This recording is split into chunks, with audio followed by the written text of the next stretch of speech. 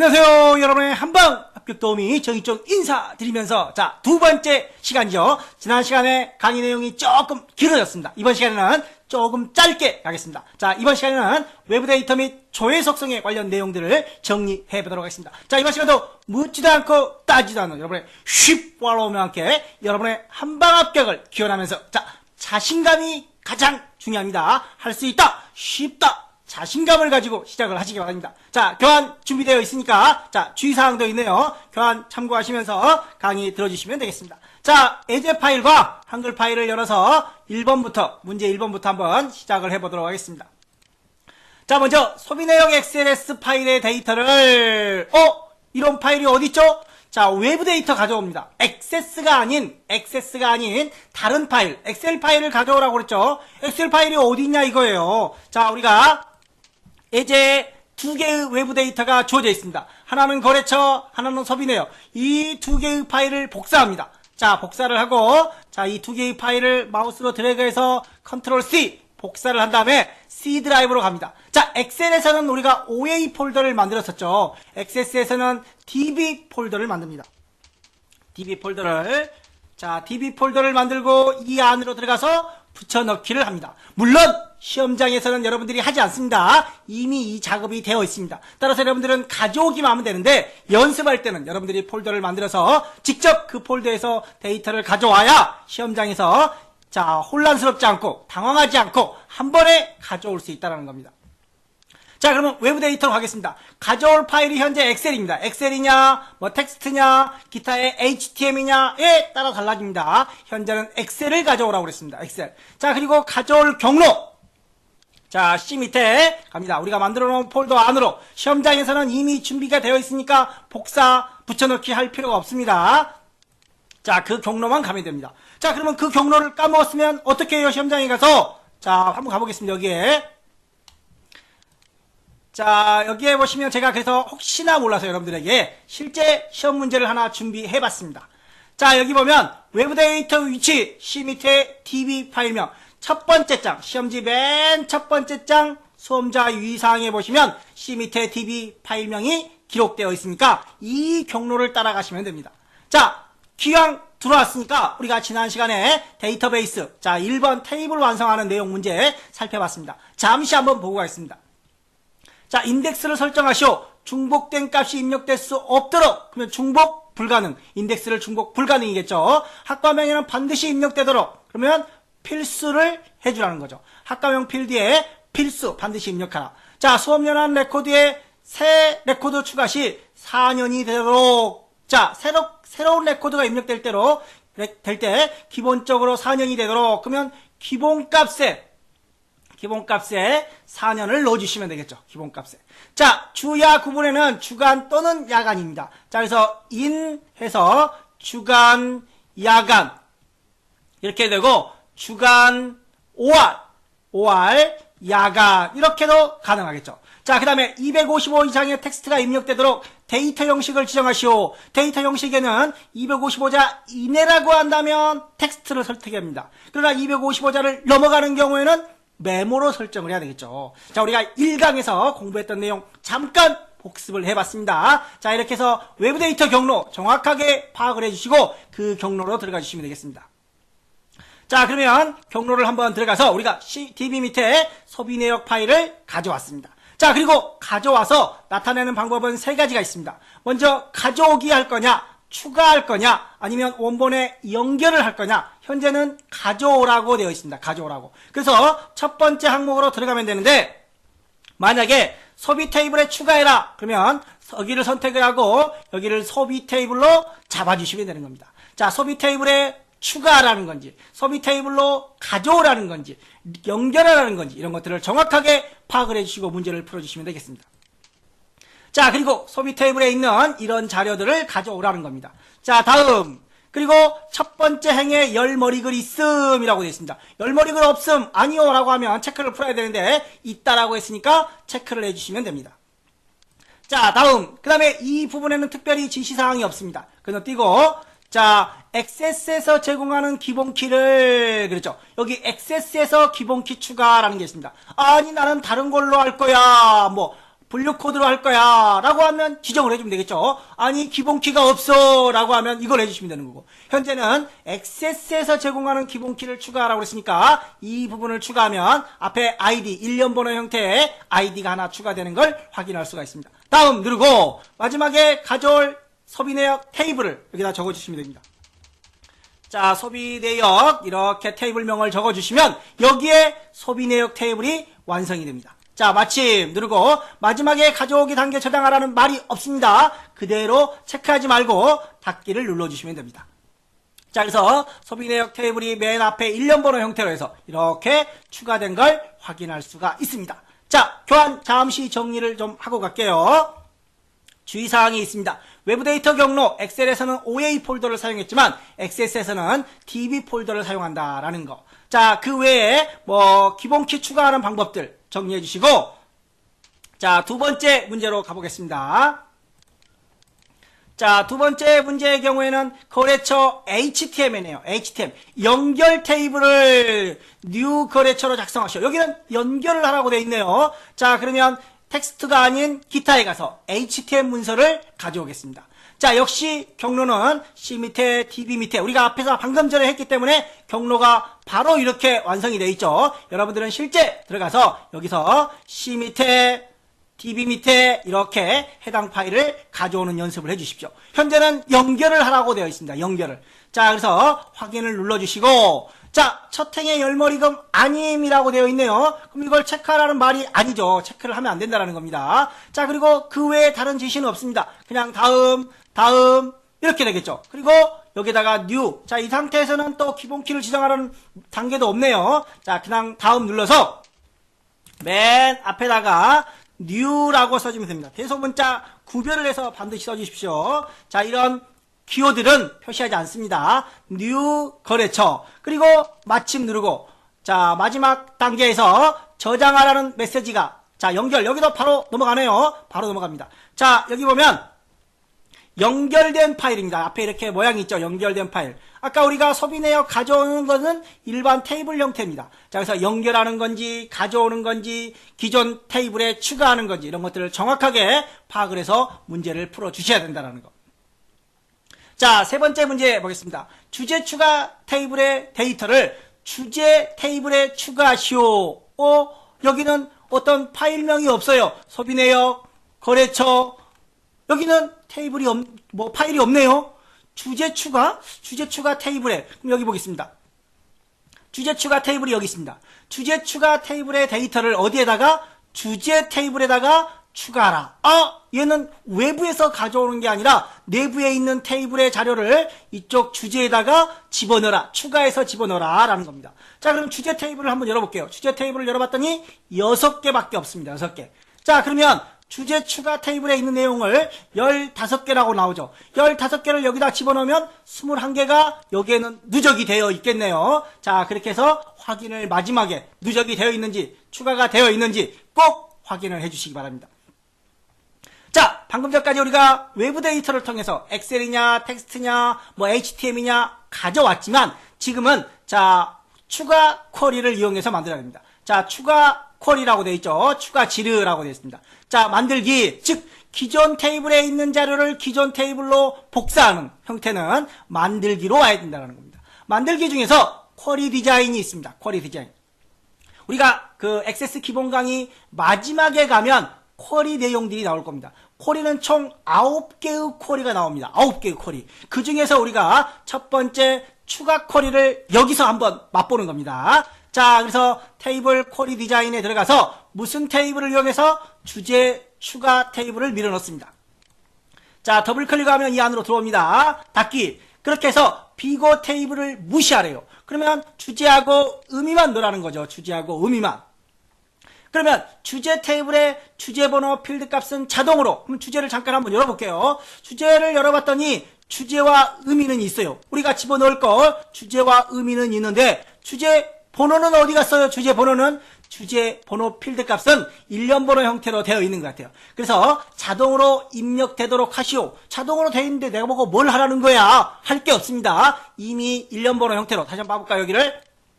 자, 일련 번호 형태로 되어 있기 때문에 만약에 일련 번호가 안 되어 있다면 여기를 우리가 일련 번호로 바꿔야 되는 거죠. 일련 번호로. 자, 그런데 일련 번호로 못 바꾼다고 그랬죠. 우리가 1강에서. 그래서 지우고 다시 일련 번호 형태로 바꿔줘야 되는데 지금은 이미 일련 번호 형태이기 때문에 우리가 할 내용이 없습니다. 자, 그래서 자동으로 입력되도록 되어 있습니다. 현재는. 자, 그리고 추가 쿼리를 이용하여 주제와 의미 두 개를 넣습니다. 그리고 추가를 합니다. 추가. 이게 추가 쿼리입니다. 선택 쿼리, 테이블 만들기 쿼리, 추가, 업데이트 많습니다. 요약 쿼리도 있고 매개 변수 쿼리도 있고. 자, 여기서 추가를 넣습니다. 어떤 테이블에다가 주제 추가 테이블의 내용을 어디에다가? 주제에다가 넣어라. 자, 주제에다가. 자, 현재 데이터베이스 주제죠. 확인을 눌렀습니다. 그랬더니 아래쪽에 자, 주제 추가가 나옵니다. 자, 이렇게 해서 자, 보기를 한번 눌러볼까요? 15개가 나오죠. 15개. 이 15개 실행을 하기 전에 미리 통해서 확인을 보는 겁니다. 자, 그래서 실행을 누르면 15개의 항을 추가합니다 라고 되어 있죠. 예를 눌렀습니다. 실행 쿼리 이런 것들은 반드시 실행을 해줘야만 합니다. 자, 그리고 이름을 뭐라고요? 주제 추가 지류. 자, 여기서 마우스 오른쪽을 눌러도 되고 여기를 눌러도 됩니다. 자, 여기서 마우스 오른쪽 눌러서 저장을 해보겠습니다. 이름은 주제 추가 지류. 오타 없이 띄어쓰기 없이 정확하게 해주시기 바랍니다. 자, 이렇게 해서 테이블의 내용을 한번 확인해 보겠습니다. 자, 주제 테이블을 열어봤더니 자, 21개가 나왔습니다. 자, 1, 2, 3, 4, 5, 6, 7, 8, 9, 10, 21개가 형성되는 걸 봤습니다. 원래 6개에다가 우리가 15개를 집어넣었으니까 21개가 나오는 겁니다. 자, 그러면 얘는 뭐냐? 얘는 추가 지류. 자, 저장을 하겠습니다. 이 주제 추가 지류를 다시 디자인 보기로 하면 우리가 했던 작업들이 그대로 보여집니다. 그래서 테이블에 추가해서 집어넣고 그 실행을 하는 주제 추가 지류를 이렇게 저장을 해 놓은 겁니다. 자, 이런 것들은 또 새로운 유형의 형태 문제들이겠죠. 계속해서 다음 문제 보겠습니다. 자, 이번에는 조회 속성에 관련된 문제들입니다. 먼저 소비 테이블을 한번 열어보겠습니다. 소비 테이블에 마우스 오른쪽 버튼 눌러서 디자인 보기로 갑니다. 자, 그리고 출구 항목으로 옵니다. 출구 항목. 출구 항목을 다음과 같이 변경하시오, 설정하시오 라고 되어 있습니다. 자, 그림을 잠깐 보면 콤보의 형태입니다. 콤보의 형태. 자, 그런데 우리가 테이블을 열어보면 여기는 콤보의 형태가 아니라 텍스트의 형태입니다. 자, 그러면 얘를 콤보의 형태로 변경을 해. 여기 나와 있네요. 콤보 상자의 형태로 해당 필드의 값을 입력할 경우 콤보 상자를 여기를 눌러서 여기에서 BC 제 국민의 순서대로 나오게. 자, 이렇게 콤보의 형태로 해서 내가 선택을 할 수 있게끔 만들어라 라는 겁니다. 그리고 여기 주어진 3개 BC 이체 국민 외의 값은 입력하지 않도록, 목록 위의 값은 나타나지 않도록 하시오 라고 되어 있습니다. 자, 그러면 다시 디자인 보기로 가서 출구 항목에 설정을 해야 되는 겁니다. 자, 조회에 갑니다. 조회에 가면 현재 텍스트 상자가 되어 있습니다. 얘를 뭘로 바꾸라고요? 콤보 상자로 바꿔라. 콤보 상자로 바꿨더니 이렇게 밑에가 쭉 나타나네요. 자, 그러면 행원번 유형을 먼저 보겠습니다. 행원번 유형에는 현재 테이블 쿼리라고 되어 있습니다. 행원번 유형을 설정하는 방법에는 2가지가 있습니다. 첫 번째, 테이블이라든가 여기 나와 있는 것처럼 테이블이라든가 쿼리가 주어져 있는 경우. 두 번째, 테이블 쿼리가 아예 없는 경우. 자, 그러면 현재 문제를 한번 자세히 보겠습니다. 문제에서 테이블 쿼리가 있는지 없는지. 자, 콤보 상자의 형태로 BC 이체 국민의 순서대로 값이 나타나라고 하시오. 테이블이 주어지지 않았어요. 그 다음 문제 한번 봐볼까요? 그 다음 문제는 보니까 반정보 테이블에 반정보와 반명을 가져와서 테이블이 주어져 있죠. 반정보라는 테이블이 주어져 있는데 얘는 테이블이 안 주어져 있다는 겁니다. 자, 테이블이 주어져 있으면 테이블 쿼리로 가지만 테이블이 주어지지 않는 경우에는 값 목록으로 갑니다. 값 목록을 이용해서 여기 있는 내용을 직접 씁니다. 자, BC 세미콜론, 이체 세미콜론, 국민 세미콜론. 자, 여기 순서대로라고 했습니다. 그래서 반드시 순서대로 작업을 해 주셔야 된다는 거. 자, 그리고 바운드 열이 있습니다. 바운드 열이란 열이 지금 현재 하나만 있습니다. 하나만. 그런데 아래쪽에는 반정보에 반번호와 반명 2개가 있죠. 자, 그럼 뭘로 저장하느냐? 반번호로 저장하라고 되어 있네요. 반번호가 첫 번째 있으니까 바운드 열을 1로 저장합니다. 만약에 반명을 저장하라고 했다면 반명이 두 번째니까 바운드 열을 2로 저장해야 됩니다. 그런데 우리는 현재 열이 하나밖에 없습니다. 열이 하나밖에 없으니까 바운드 열 하나밖에 지정을 할 수가 없겠죠. 열 개수도 하나밖에 없습니다. 만약에 아래 같은 경우에는 반번호와 반명 두 개가 있으니까 열 개수를 반드시 둘로 줘야 됩니다.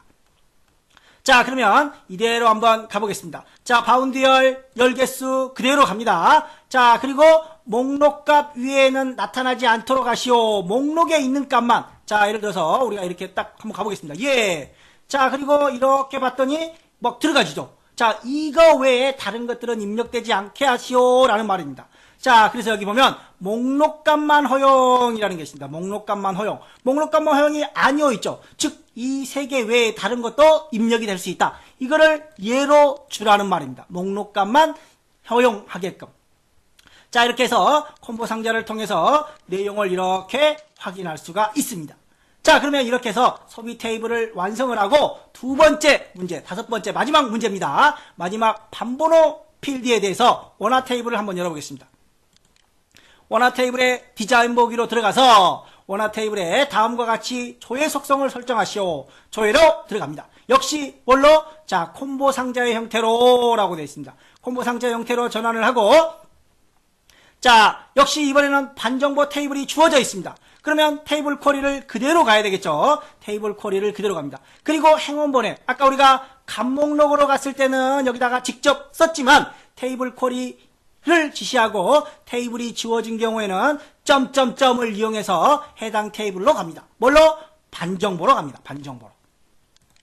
자, 반정보에서 뭐하고 반번호와 반명을 나타내라. 자, 이렇게만 나타내고 그대로 닫기를 하고 예를 눌러서 넘어갑니다. 자, 그러면 앞에가 반정보고 뒤에가 반번호입니다. 어떤 테이블에서? 반정보, from 뒤에가 테이블입니다. 반정보 테이블로부터 반번호와 반명 두 개를 가져왔습니다. 자, 여기서 뭘로 저장해라? 반번호로 저장해라. 반번호가 첫 번째 있으니까 바운드열은 1이다. 만약에 반명으로 저장하라고 했다면 바운드열은 2가 돼야 됩니다. 현재는 반번호니까 1로 가겠습니다. 가져온 열의 개수, 반번호와 반명 가져온 열은 2개입니다. 반드시 가져온 만큼 열의 개수를 설정을 해주셔야 돼요.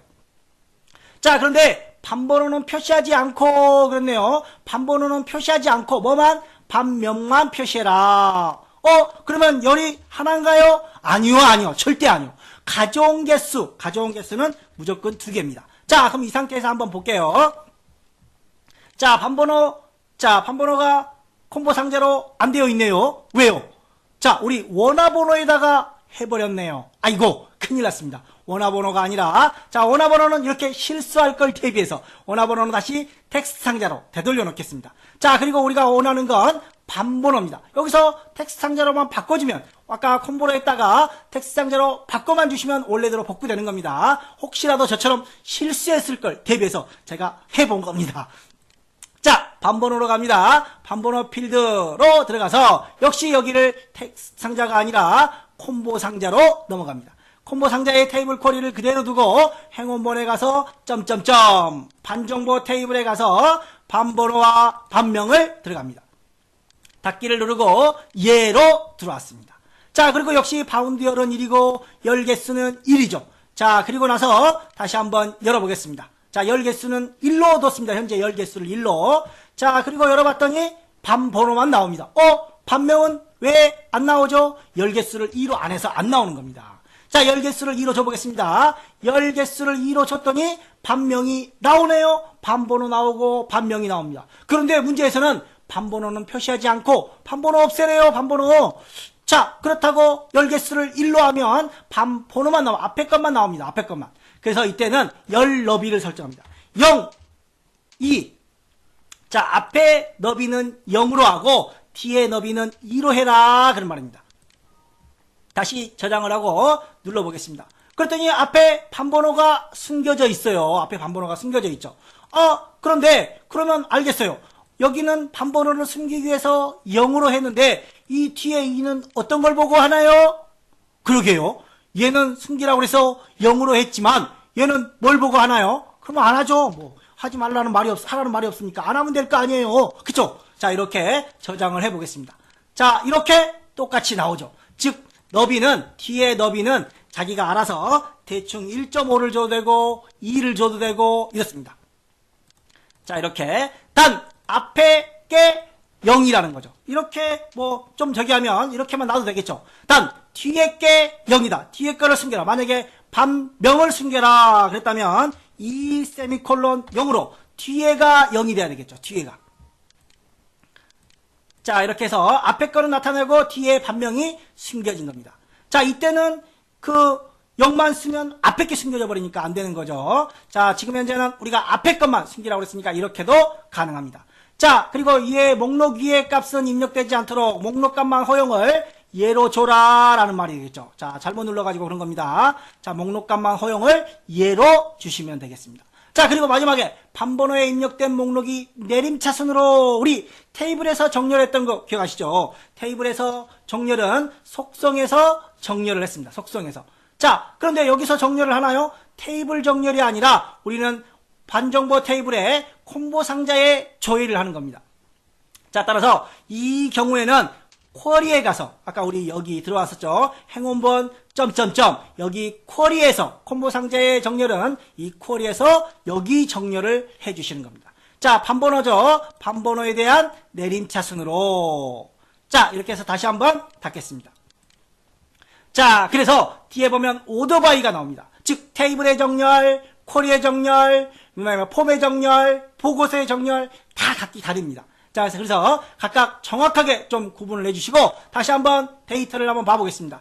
자, 여기 보면은 반번호가 우리가 보이지는 않습니다. 반번호가 보이지는 않지만 자, 이렇게 정렬이 되어 있는 것을 확인할 수가 있을 것 같아요. 자, 빼고 한번 해보십시오. 반번호를 빼고 확인을 해보시면 확인할 수가 있을 겁니다. 자, 이렇게 해서 두 번째 강의 5문제 모두 마무리해봤습니다. 자, 이번 시간 조금 일찍 끝났죠? 일찍 끝났으니까 정렬한 모습을 보여달라고요? 알겠습니다. 한번 보여드릴게요. 자, 점점점으로 들어가서 내림차순을 제거해 보겠습니다. 자, 제거하고 닫기를 누르고 이해를 하겠습니다. 자, 그리고 반번호에 대한 정렬이기 때문에 첫 번째 열 너비가 안 보이면 안 되겠죠? 자, 이것도 그대로 놓겠습니다. 자, 그리고 나서 0을 뺐습니다. 자, 얘를 눌러서 확인을 해보니까 C1, C2, C3, C4 1, 2, 3, 4 오름으로 되어 있네요. 오름으로 되어 있습니다. 자, 그러면 그대로 열 너비는 그대로 두고 다시 한번 내림으로 한번 가보겠습니다. 반번호에 대한 내림차순으로 가보겠습니다. 자, 그리고 나서 테이블을 다시 한번 열어보겠습니다. 자, 그리고 열어봤더니 5, 4, 3, 2, 1 반번호가 내림으로 정렬이 되어 있습니다. 그런데 우리는 이 반번호를 보여주지 말아야 되는 상황이죠. 그래서 열 너비를 0 또는 2 이렇게 줘도 되고 그냥 첫 번째만 0으로 설정을 해주셔도 됩니다. 자, 그렇게 해서 다시 한번 확인하면 앞에 반번호는 보이지 않게 되는 겁니다. 이제 시원하신가요? 자, 이번 시간 여기까지 마무리하겠습니다. 자, 이번 시간 수고 많이 하셨고 다음 시간은 관계에 관련된 문제들입니다. 관계 문제도 엄청 쉬워요.